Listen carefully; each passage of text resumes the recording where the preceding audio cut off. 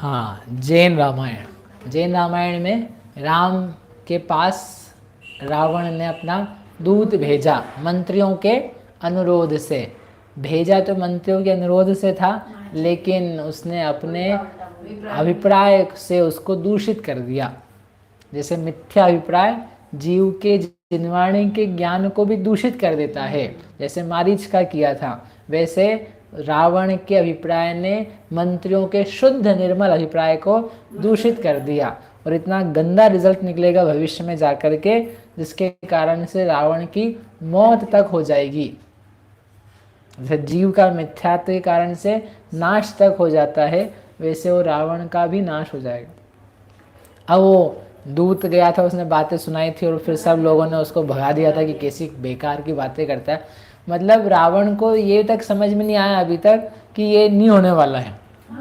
मतलब उसको समझ में नहीं आ रही है कि ये लोग इतने शक्तिशाली हैं, इनके पुण्य के उदय हैं। उसने कोटिशिला उठा ली है। अनंतवीर भगवान ने कहा था कि जो कोटिशिला उठाएगा वो तुम्हें मारेगा। मतलब इट इज सो क्लियर, सामने दिख रहा है। वो मरता मरता बच के निकल के आ गया विशल्या के माध्यम से। वो सब दिखने पर भी मोह से आंखें कितनी बंधी हुई रहती है।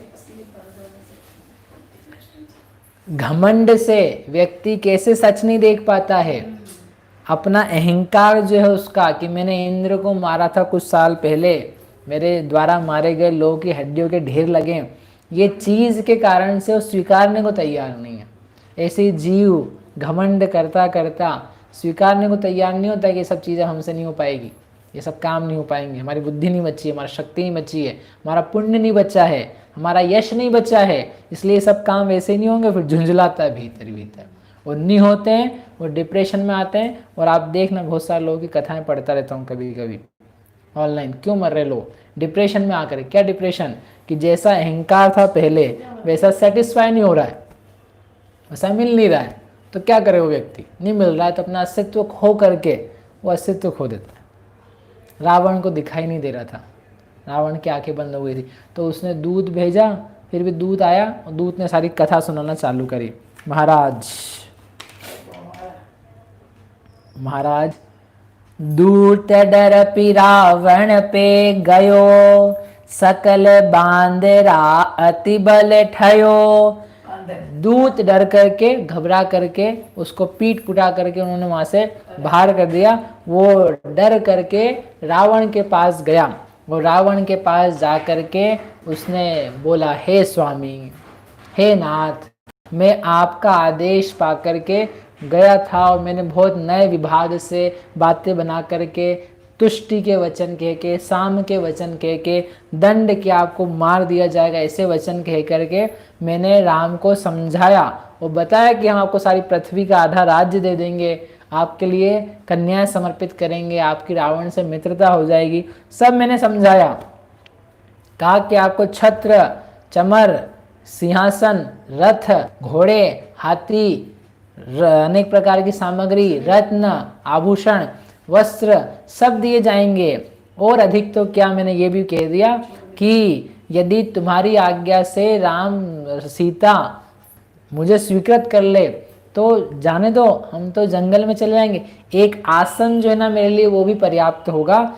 ऐसा ही मैंने आपकी ओर से उसको कहा। किसको? राम को। फिर भी वो जो रामचंद्र जी हैं उनको बहुत ज़्यादा प्रिय है। सीता को छोड़ करके उनका मन कहीं नहीं लगता है। जैसे मुनि को अपनी समता, मुनि को अपनी मुक्ति अत्यंत प्यारी होती है, अपने पूरे निर्ग्रंथ जीवन के दौरान वे मात्र एक ही दृष्टि लगा करके बैठे रहते हैं। क्या दृष्टि? मुक्ति सुंदरी। वैसे वो रामचंद्र जी जो हैं वो एकमात्र सीता को ही चित्त में लगाए बैठे हैं, अन्य किसी को नहीं चाहते हैं। उन्होंने ये बोला कि हे स्वामिन, हे रावण, हे दशानन, तुम्हारा इस प्रकार से, ये रामचंद्र जी ने क्या बोला ये दूत बता रहा है, हे दशानन, तुम्हारा इस प्रकार कहना रंच मात्र भी योग्य नहीं है। अरे ऐसे पाप भरे वचन कहने के पहले तुम्हारी जीव के 100 टुकड़े क्यों नहीं हो गए? ऐसी गंदी बातें कहते हुए कि सीता मेरी आज्ञा से तुमको स्वीकार कर ले, कैसे मतलब हीन पुरुषों जैसे वचन है। बोले आपका ये कहना जो है वो बिल्कुल योग्य नहीं, मुझे सीता के बिना और कोई भी चीज़ नहीं चाहिए है। मुझे ये पृथ्वी का राज्य आप करो, महल आप भोगो, जो करना सब आप करो, मुझे तो एकमात्र सीता चाहिए, वो आप दे दो और हम उसको लेके चले जाएंगे, हमें कोई युद्ध नहीं चाहिए। आप कह रहे हो ना कि हमको युद्ध में प्रीति नहीं है, हमें भी कोई प्रीति नहीं है। इतनी अच्छी बात कही उन्होंने कि हे रावण, तू पर स्त्री के कारण से मरने को उद्यत हुआ है, तो मैं तेरी तो खुद की स्त्री है मैं उसके लिए क्यों नहीं प्रयास करूं। तेरे ऐसा मूर्ख, मतलब समझे बात को। It is so amazing statement कि तू तो पराई स्त्री के लिए मर रहा है, तेरी स्थिति ऐसी खराब हो रही है, तो सीता तो मेरी स्त्री है, मैं उसके लिए क्यों नहीं जान देने के लिए तत्पर होऊंगा, मैं क्यों नहीं उसको बचाने के लिए तत्पर होऊंगा। तो इसलिए तुम्हारा जो सब कुछ कहना है वो सारा का सारा बेकार है। जितनी सुंदर स्त्रियां हैं तुम ही खाओ और तुम ही रखो, और इस विषय में ज़्यादा कहने से मतलब नहीं है। सुग्रीव ने भी कहा, सुग्रीव ने भी मुझसे बोला, हाँ हंसी उड़ा करके, हे रावण, वो सुग्रीव ने तुम्हारे, अभी क्या थोड़ा सा उसको बल दे रहा है ना, उकसा रहा है ना, कह तो सही है, लेकिन ज़्यादा बातें बताएगा तो ज़्यादा गुस्सा आएगा, ज़्यादा गुस्सा आएगा तो ज़्यादा लड़ने जाएगा, तो इसको भी तो अपमान हुआ है ना तो ये उसको ज़्यादा चाय भर रहा है। नहीं तो इतना वो कहना कर रहा था, वो नहीं माना, खत्म बात। लेकिन आकर के सारा निवेदन भी करना और सारी बातें करके उसको क्रोध भी क्या करना, जिमी ज्वलन पवन के लागे हाँ छतरा ही बताना। तो उसने कहा, वो सुग्रीव जो था विद्याधरों का अधिपति, उसने भी रावण आपकी हंसी उड़ाते हुए बोला। अब इसकी भी हिम्मत है दूत की, एक तो उधर रावण की प्रशंसा कर रहा था उसके सामने, और इधर कह रहा है कि उसने आपके लिए क्या क्या कहा। जैसे कोई व्यक्ति आगे कहे आपको गधा कह रहा था आपको मूर्ख कह रहा था, आपको ऐसा कर, आपको मतलब सामने के सामने कहता जा रहा है। ऐसे उसने कहा कि हे नाथ, वानरों के अधिपति सुग्रीव ने भी आपकी हंसी उड़ाई, उड़ाते हुए कहा कि लगता है तुम्हारा जो स्वामी दशानन है उसको कोई से पिशाच लग गया है, कोई भूत लग गया है, लगता है वो भूत उतर नहीं रहा है, या हो सकता है कि उसकी ना वायु खराब हो गई उसकी जो वायु है, मतलब बात है शरीर का, वो बिगड़ गया है, इसलिए उसके दिमाग में पता नहीं क्या क्या कल्पना आ रही है। ऐसा जान पड़ता है कि लंका में कोई कुशल वैद्य नहीं है, नहीं तो वैद्य होता तो उसकी अभी तक वायु को हरने वाली दवा औषधि पिलाते तो उसका रोग ठीक हो जाता। इसलिए आपके यहाँ के वैद्य नहीं है, कोई बात नहीं है, अभी लक्ष्मण रूपी वैद्य है, संग्राम रूपी भूमि में आकर के उसका सारा रोग हर लेगा, उसको मृत्यु प्राप्त करा देगा, तो वो सब ठीक हो जाएगा। तो मैंने उसको बोला भी फिर, कैसी बातें करता है, तुझे क्या रावण के हाथ से मरना है जो तू ऐसी प्रकार की बातें करता। मैंने भी धौस दिखाई, लेकिन वो धौस ऐसी थी जैसे कुत्ते हाथी के आगे चिल्लाते हैं, भौंकते हैं, कहाँ मैं और कहाँ वो सुग्रीव। विराधित ने भी बोला कि अरे रावण को जाके बोलना कि उसको लड़ना ही है, तो एक मैं उसके लिए काफी हूँ, एक बार आया तो सारी छुपके क्यों बैठा है अंदर, क्योंकि दिन हो चुका, युद्ध चालू नहीं हुआ है, क्योंकि अभी इनकी चर्चाएं चल रही ना, दूत भेज दिया, फिर ये उधर गया, फिर रिप्लाई आएगा, तो एक युद्ध जो नहीं, रात नहीं दिन में है ये काम, अब विराम को प्राप्त हो गया थोड़ा सा। सी द थिंग इज, लगातार चल रहा था तब तो युद्ध चल ही रहा है, लेकिन दूत भेज दिया इसने। अब दूत भेज दिया तो आप पहले बात कर लो, फिर दूत वहां गया तो वहां जाकर के वो क्या अर्थ निकलेगा, वहां से लड़ाई चालू होगी कि वो भेज देगा क्या है तो पता नहीं है, तो जबरदस्ती युद्ध नहीं होता है। तो अभी थोड़ा सा होल्ड पे है क्या, युद्ध। इसलिए हाथी घोड़े बाजों की सेना अभी लड़ नहीं रहे हम, क्योंकि नहीं लड़ रहे हैं वो लोग। तो उससे कहा, विराजित ने भी कहा कि हमसे आकर के लड़े, ऐसा कहा करके सब लोग हमारी हंसी उड़ा रहे थे। रावण आपकी भी बहुत सारी बातें कह रहे थे कि ऊपर स्त्री का चोर है और सब मर्यादाओं को तोड़ रहा है, वो कुल का कलंकी है, ऐसे नाना प्रकार की। मैंने राम से पुनः कहा कि क्या तुमने युद्ध में रणांगण में रावण का पराक्रम सुना नहीं, देखा नहीं है, उसके जैसा अद्भुत योद्धा इस पूरी पृथ्वी पर नहीं है। और वो सब आपको क्षण भर में ही नाश कर देगा। इसलिए अभी वो शांत है, क्षमा से युक्त है, विनम्र है, आपसे प्रीति रखता है, आपको चाहता है। इसलिए भलाई इसमें है कि आप भी उससे संधि कर लो। अब जितनी बातें बना सकता था वो सब मैंने वहाँ पे बनाई। वो रावण समुद्र के समान है, तुम दो लोग राम लक्ष्मण क्या हाथ भुजाओं से तैर तैर के उसको पार पा सकते हो? नहीं पा सकते हो। हे पद्म, अंतिम बात उसने कही कि जैसे वायु के द्वारा सुमेरु पर्वत नहीं कंपित होता या उठाया जाता, सूर्य की किरणों से समुद्र नहीं सूखता, बेल के सिंगों से वो उखाड़े तो पृथ्वी नहीं कांपती, हुई भूकंप नहीं आ जाता, ऐसे ही तुम्हारे जैसे लोगों से दशानन नहीं जीता जा सकता। सुनो, कर्म बहुत बार आके आपको ऐसी बातें कहेगा। आप बैठोगे ध्यान में, आपको उपसर्ग आएंगे, परिश्रम आएंगे, विकल्प आएंगे, चिंताएं आएंगी, सब प्रकार की चीजें आपको कंपित करेंगी, हैरान करेगी, और ये कहेगी तुमसे नहीं बन पाएगा, तुमसे सम्यक तो नहीं होगा, तुमसे कर्म नहीं जीत पाएंगे, तुम चार गति से निकल नहीं पाओगे। अब आप राम हो क्या विराधित हो, आप राम बन करके कुछ भी हो जाए मुझे कोई फर्क नहीं पड़ता है, मर तो वैसे ही रहा हूं।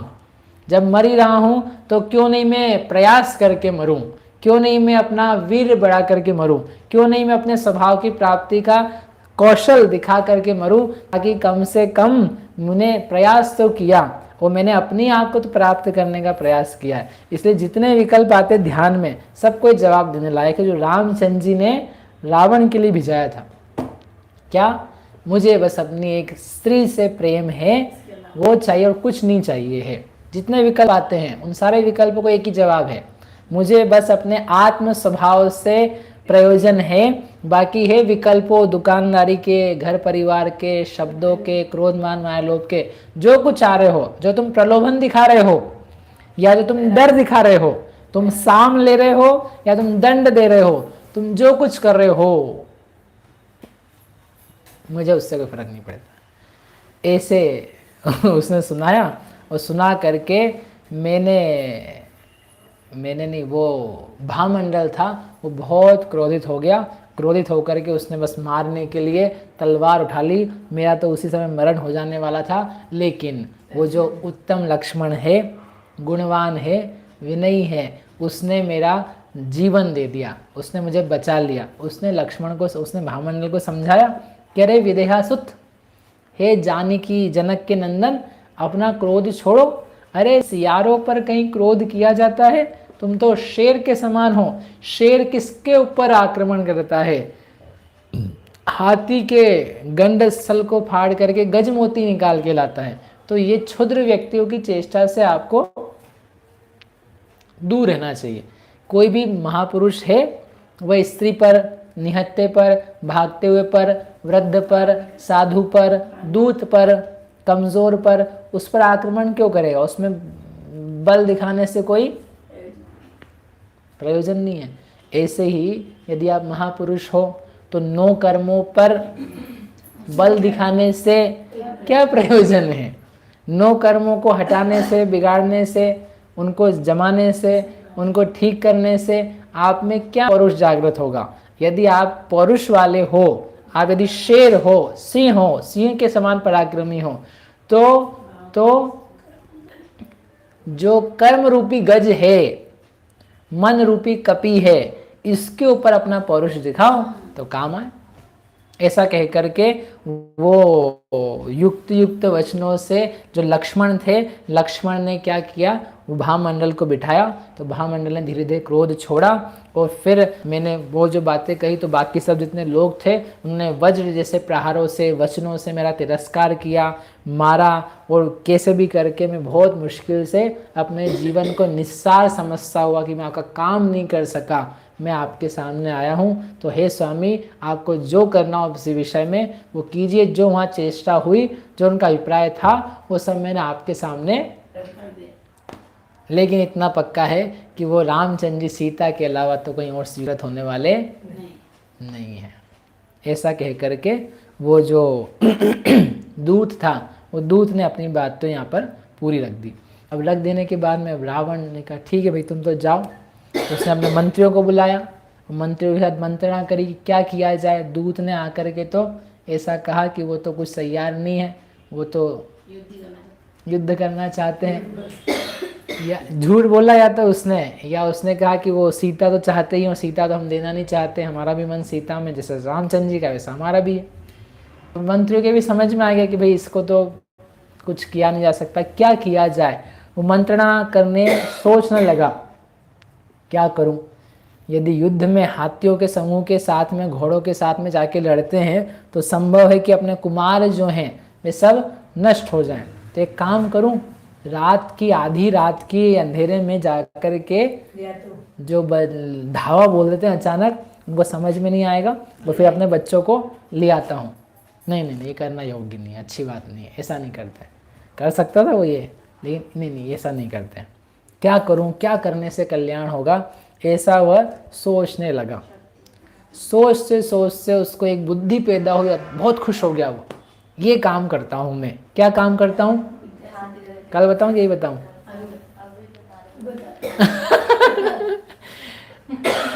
तो उसने ये सोचा कि मैं बहुत उत्कृष्ट विद्या बहुरूपिणी नाम की सिद्ध करता हूँ। शांतिनाथ भगवान के जिनालय में बैठ करके मैं भगवान की भक्ति करता हुआ उस विद्या का जाप करता हूँ, विद्या की सिद्धि करता हूँ, जो देवताओं को ही परास्त करने में समर्थ है। उसकी कोई काट नहीं है, उसका कोई बेजोड़पना है। इसलिए अब मैं एक काम करूँगा, क्या?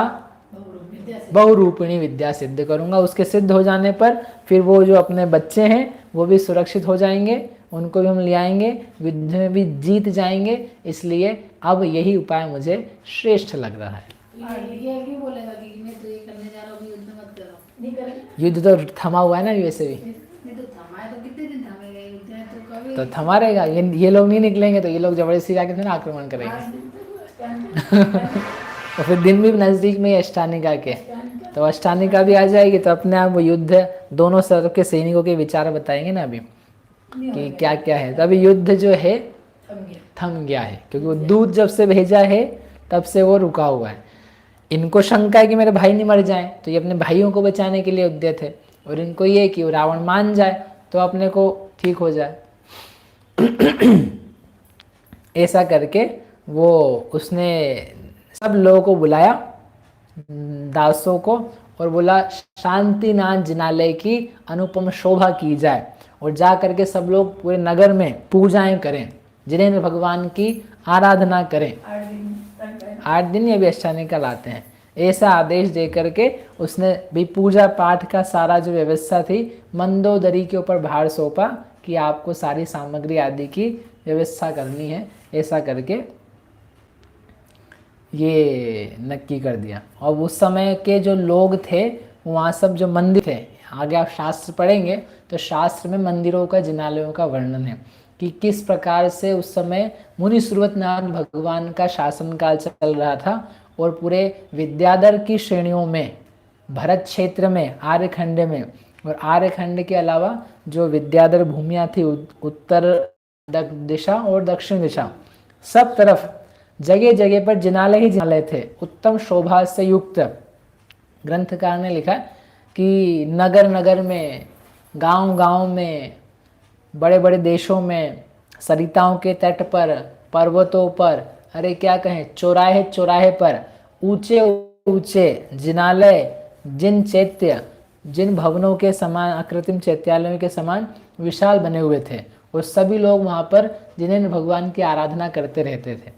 उसमें घंटे, पताकाएं, उनके मनोहर गान, संगीतों से व्याप्त जिनालय, धवल मंगल गान रवाकुले, जहाँ पर निरंतर भक्ति आदि से युक्त शुभ शब्द हमेशा महकते रहते थे। ऐसे वे जिनालय 5 वर्ण की प्रतिमाओं से युक्त, विशाल धातु की प्रतिमाओं से युक्त, ऐसे अलग अलग प्रकार के जिनालय थे। उन जिनालयों में वो जो शांतिनाथ जिनालय था उसका वर्णन किया थोड़ा सा। कैसा था शांतिनाथ जिनालय?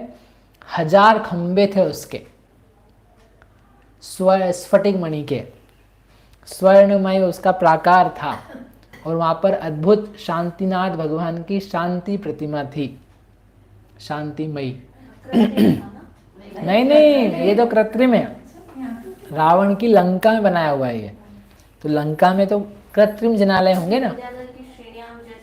विद्याधर की श्रेणियों से अलग रहता है ये। विद्याधर की श्रेणियों में भी कृत्रिम जिनालय होते हैं, अकृत्रिम नहीं होते हैं। जो विजयार्ध पर्वत है, विजयार्ध पर्वत के 3 लेवल्स हैं, और विजयार्ध पर्वत की टॉप की जो लेवल है वहां पर भी अंतर रहते हैं। उस व्यंतरों में भी जो 9 या 11 कूट हैं, तो उसमें एक कूट पर ही अकृत्रिम जिनालय है, और बाकी जो हैं वो अलग अलग प्रकार के। जो अपन 458 अकृत्रिम चैत्यालय गिनते हैं, उसमें एक विजयार्ध का होता है भरत क्षेत्र, तो वो एक ही है। वो छोटे छोटे जिन भवन है, व्यंतर ज्योतिष माही संख्य रहते जिन मंदिर, तो उन सबके घरों में तो है, लेकिन जो एक पब्लिक चैत्यालय जैसा है वैसा। और ये जो व्यंतर नहीं है, ये लोग ये विद्याधर मनुष्य हैं, तो इनके हर भवन में अकृत्रिम चैत्यालय नहीं है, सब कृत्रिम है, इसलिए वहां अकृत्रिम नहीं। लेकिन शांतिनाथ भगवान का उसने जिनालय बड़ा विशालता से बनाया हुआ था। स्वर्णमयी हजारों खंभों से सुशोभित देदीप्यमान अतिशय ऊंचा शांति जनालय था, जिसमें शांतिनाथ भगवान विराजमान थे, और भाग्यशाली मनुष्य उसमें जा करके पूजा अर्चना करते थे। इसी के प्रसंग में उन्होंने कहा कि वे मनुष्य धन्य है, उनका धन धन्य है कि जो अपने सद्धन का सदुपयोग जिनालय बनाने में, जिनालय की व्यवस्था करने में, इस जिन प्रतिमाओं को स्थापित करने में करते हैं। वास्तव में उन्होंने अपने धन का सदुपयोग किया। ऐसा करते हुए जब वो व्यवस्था कर रहे थे, उन्होंने कहा ना क्या व्यवस्था करो, नगर में ढिंढोरा पिटाओ, इतने में ही कुछ दिनों में आष्टानिक पर्व आ गया। कौन सा आष्टानिक? 3 बार आता है, कौन सा वाला आएगा? ये नवंबर वाला आएगा? नहीं आएगा। अरे देवियों, मैंने आपको बताया था कि मार्गशीर्ष महीने में तो निकले थे वो, मार्गशीर्ष महीने में निकले थे, जो कार्तिक के बाद में आता है।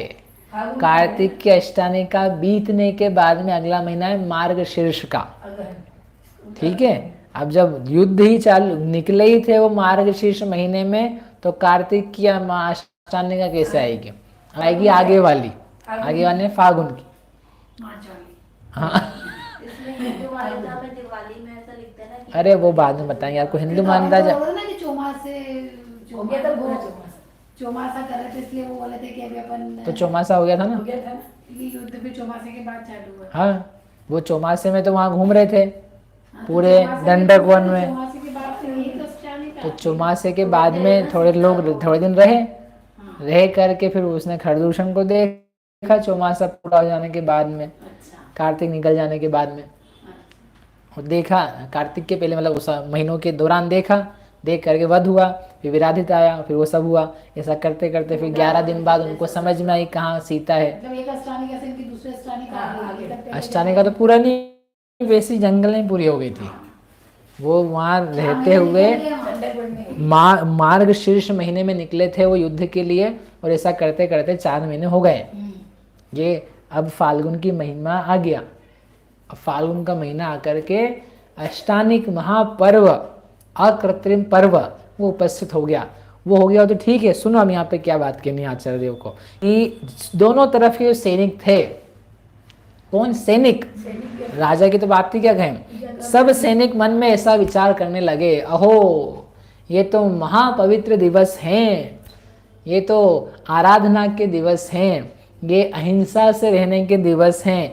इन 8 दिनों के लिए हम कुछ भी हिंसा का कार्य नहीं करेंगे, हम कुछ भी मार काट का काम अब 8 दिन तो नहीं करेंगे। सोचो कितने वो बुद्धिमान हैं, कितने बलशाली हैं, और उस स्वामी की आज्ञा में तत्पर हैं। फिर भी उनका जो धर्म का समय है, तो धर्म के समय को लेकर के नहीं है, हम ये 8 दिन तो जो हैं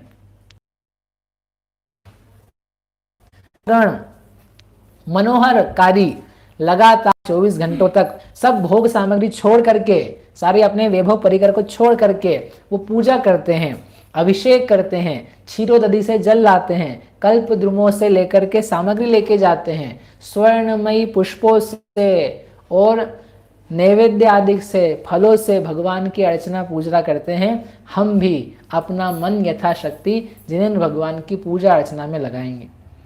वो लोग वहाँ जाके पूजा करते हैं इतनी उत्तम प्रतिमाओं की, तो क्या हम लोग क्षुद्र मनुष्य होने से थोड़ी सी पूजा नहीं कर सकते? नहीं, हम यहाँ करेंगे। वो लोग क्षीरोदि का जल लेकर के आते हैं, तो क्या हम सामान्य प्रासुक जल लेकर के नहीं आ सकते हैं? हम प्रासुक जल से करेंगे। वो लोग कल्पद्रुम के वृक्षों के पुष्पों से करते हैं, तो क्या हम यथायोग्य प्रासुक पुष्पों से यहाँ नहीं कर सकते? हम यहाँ करेंगे। मतलब वो सब कंपेयर करते हुए, वो बड़ा काम करते हैं तो वो करें, लेकिन हम उनको देख के कुछ भी ना करें।